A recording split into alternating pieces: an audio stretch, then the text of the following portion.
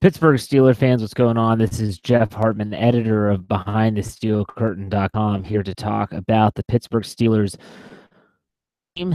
The Week 15 loss to the New England Patriots, 27-24 was the final score, and absolutely a deflating loss of the word, the imagination, whatever you want to call it. It was bad. Dave, who just logged in, definitely put it as he said, I'm exhausted.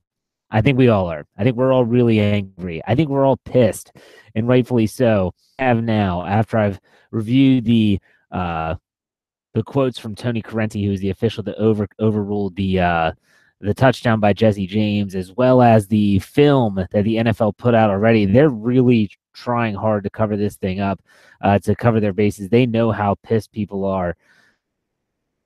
I don't know if I hate the officials overruling more than I do the rule itself. I hate both equally. I just don't see how, with the ruling of a touchdown on the field, how they saw enough evidence to overturn it. You compound that with a really boneheaded decision by someone. They said it could have been Mike Tomlin, Todd Haley, Ben Roethlisberger, about the fake spike. Instead of throwing it through the uprights and kicking a field goal, they end up turning the football over and lose the game. It was a ridiculous change of events. And as everyone's chiming in, yeah, it was really, really bad. Some other things besides that. Let's talk about. We all know that it was a bad call. In our opinion, the NFL is going to stand by their guys. I get it. Poor the defense was in covering Rob Gronkowski. At what point were they going to bracket Rob Gronkowski? No one. Maybe Brandon Cooks. Thing. And yet the Steelers continue to throw Sean Davis, who's a safety, not a cornerback, against Gronk. It's a pretty big snafu. And if you notice that the I guess it would be the game-winning drive for the Patriots, was all Rob Gronkowski down the middle of the field. Well, I absolutely think that Steeler fans got what they wanted. They've always said the same thing about the Patriots. They need to run more man coverage. Well, they did. They hadn't done it all season, and now all of a sudden they throw out the man coverage, and for the majority of the game it worked. But for whatever reason, they struggled when it came down to stopping Rob Gronkowski when it mattered the most. Let's talk a little bit about what the Steelers face now. They're still they're now the number 2 seeded team in the AFC. They lose their top seeded position due to the head-to-head loss to the Patriots, and it gets dicey from here on out. They play the Houston Texans next week on the road, Christmas Day. Football game, period. They have 3 losses. They need to win out 2 games because the Jacksonville Jaguars, who only have 4 losses, are right on their heels, and they have the head-to-head win over Pittsburgh. So if Pittsburgh wants to get that first round bye, they either need the Jacksonville Jaguars to lose the final 2 games. I think right now at this point, the Pittsburgh Steelers, as horrible as this loss was, I think the Pittsburgh Steelers should be focused on getting that first round. It's not looking like they're going to get the number 1 seed unless the Patriots trip up, which is possible. Round by letting players like Antonio Brown rest, all that stuff is very, very important. But ultimately, from this game that didn't involve that touchdown, I want to talk about Antonio Brown a little bit. What we know about Antonio Brown, he is reportedly, not from the Steelers, this is from people like Adam Schefter and Ian Rappaport, had a partially torn calf muscle during that game, which is that collision that we saw. In my opinion, and several medical experts on social media stated that was kind of the best case scenario. It looked like he could have actually broken his leg, but he didn't. Further testing, they're saying it's a partially torn calf. He should be okay for the playoffs, but he'll probably miss the next 2 games.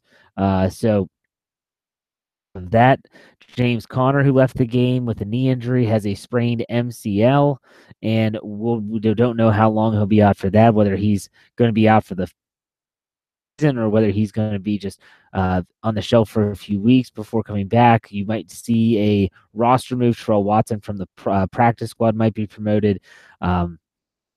a lot of stuff to discuss. I think that what really frustrates me is Steelers played a good football game today. I don't think would suggest that the Steelers defense was going to shut out the Patriots or anything like that. The Steelers offense did exactly what you would want them to do. They time consuming drives. They scored touchdowns when they got in the red zone when they needed it.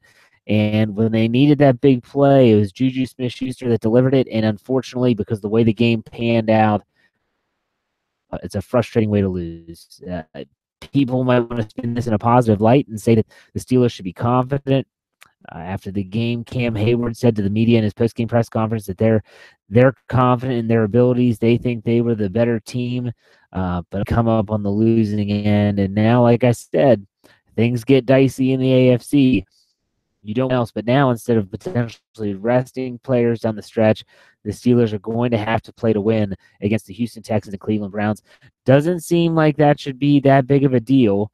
The Houston Texans are, and they're on their third string quarterback, I believe, but at the same time, anything is possible after coming off like they did against the New England Patriots. All right, so those that are watching on YouTube or those that are watching on Facebook Live, or maybe you're listening on iTunes, make sure that you check out at 9 p.m. Eastern Standard Time, Sunday night, for podcasts on our Blog Talk Radio channel. That's blogtalkradio.com/BTSC. Check it out. You can call in. You can talk to the hosts, Brian and Tony, and they'll be glad to answer all your questions. Now I'll take some of your questions. If you're watching on Facebook, go ahead and shoot some questions in the comment section. There's a lot of people watching. A lot of people, Pete and several others, said we got robbed, this, that, and the other. Look, I'm just as angry as you all are. But at the same time, it's not related to the that overturned touchdown turn incomplete. So Juan asks, is D'Angelo Williams still available? He is. Not sure if they would call him up. I think they would promote Terrell Watson before they would call him up. Alex asks, what's the YouTube channel? If you go to YouTube and search BTSE Steelers Radio, you can subscribe to our channel there. So thanks for that. I forgot the plug. Mike, some are suggesting that Mike Tomlin, I thought it was a well-coached game. I thought the team was prepared. They threw out wrinkles. They didn't just do the same old stuff. But still, Allen says about the play, the Jesse James play, he thought it was a catch, then a fumble, recovered for a touchdown. That's something that could have been argued inside 2 minutes, though. That's the officials cannot challenge that. They would probably rule that he didn't make a football move, so they ruled it incomplete. It's frustrating to say the least. Charles said pass interference and interception. That's another thing that most people didn't see. There was definitely a holding on Eli Rogers in the back of the end zone. And there you go. The team loves Big Ben. Big Ben played a great game, but he had a great game. He's banged up, hamstrings, probably pulled a hamstring, had a right hand. So, there you go. Joey says, if anything, the Steelers need to see they were the better team. They had so many chances to win this game, and that's without Brown or Joe Hayden. People forget about Joe Hayden. He would certainly have helped when it comes to playing man coverage, speed. So if they do meet again, and I personally am not sold on the Steelers and Patriots meeting again. I think everyone is so hyped up on these two teams eventually meeting again in the postseason. If New England's 1 and Pittsburgh's 2, and you have a team like the Kansas City Chiefs, they could easily go into Foxborough. They've already done it this year, and beat the Patriots. The Jacksonville Jaguars could be a team that they'd have to play. Although it looks like the Jaguars would be coming to Pittsburgh again for a second straight game to play the Pittsburgh Steelers. Change. The Patriots play the Jets and the Buffalo Bills to finish out the season. They could drop one of those games. Let's be honest. If against the New York Jets earlier this year, they were another botched call, gave them a win. That's 2 for the Patriots, come to think of it. That just makes it worse to me. I'm frustrated as hell. But I'm a fan. I do run the BehindTheSteelCurtain.com. I do have large influence on what people read. But when it comes down to it, I'm not a talking head that's just going to sit there and give you the opinion. I'm a pro Steelers guy. So if you're looking for that, you can go somewhere else. But A lot of people were having some confidence in the Steelers. I think you should have confidence in the Steelers. I think that Steelers are a team that has proven they're never out of it. I mean, let's be honest. When they got the football back at the 20-yard line with 50 seconds left and only one timeout, no one saw Juju Smith-Schuster streaking on the field. Um, there was a part of me when they overturned myself. They're going to score a touchdown anyways. Might not give the Patriots a chance to come back because we know that the Patriots can score quickly, and it just didn't turn out the way that we had all hoped. Um, so I guess this is probably one of the out-game shows I've done this year. Even with Ben Roethlisberger's 5 interception day against Jacksonville in week, let's see, that was week 5, I believe. Even with the week 3 game in Chicago with the national anthem escapades, this is by far, I think, the most difficult post game show I've ever had to do. Normally, I have my buddy Lance host on our Wednesday show. The standard is the standard. However, he's busy and wasn't able to be there and be on the show with. So it's just kind of me going. So if you have questions, fire away. Wilson asked, did Ben make the right choice in trying to force it? Would it have better to throw it away? Hindsight's always 20/20. He thought he could get it into Eli Rogers, fit it in that small window. But yeah, if he would have thrown it through the uprights, they would have had time to still probably kick a field goal. They would have gone to overtime. Who knows if they would have won in overtime, depending on who gets the ball first. And the Patriots had been moving the ball pretty easily against the Steelers. So take that for what it's worth. Let's see here. A lot of people talking about the lack of holding call on Rodgers on that last play of the game, which ended in an interception. It's right in front of the back judge. I'm not sure how he doesn't see that.